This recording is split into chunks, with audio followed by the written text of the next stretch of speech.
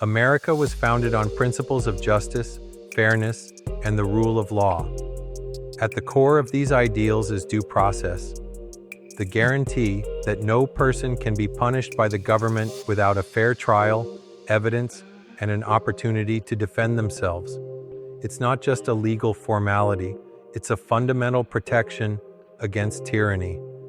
But what happens when we start making exceptions? What happens when we say some people don't deserve due process? The answer is simple. If due process isn't for everyone, then it's for no one. When we allow the government to strip legal rights from one group, we set the precedent that those rights can be taken from anyone, at any time.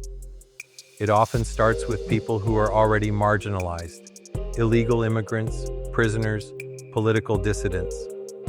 When the Trump administration pushed for policies that denied undocumented immigrants basic legal protections, many justified it by saying, they're not citizens, so they don't have the same rights. But the moment we allow the government to pick and choose who gets due process, we've abandoned the principle altogether.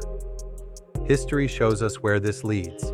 Once a government gains the power to strip away rights from a group it deems undesirable, it rarely stops there.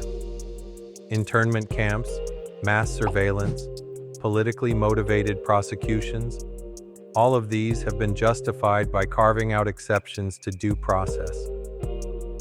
When those in power decide the rules don't apply to certain people, those exceptions inevitably expand to others. It's easy to cheer when the government is cracking down on people we don't like. But what happens when the system turns on you? What if your political beliefs make you a target? What if law enforcement decides you're a threat based on nothing more than an accusation? Without due process, there's nothing stopping that from happening. Due process isn't about being soft on crime or letting people off the hook. It's about ensuring that every single person is treated fairly under the law. Because the moment we say it's okay to deny rights to one group, we are signing away our own protections. If due process isn't for everyone, it's for no one. And that should concern every American who values their freedom.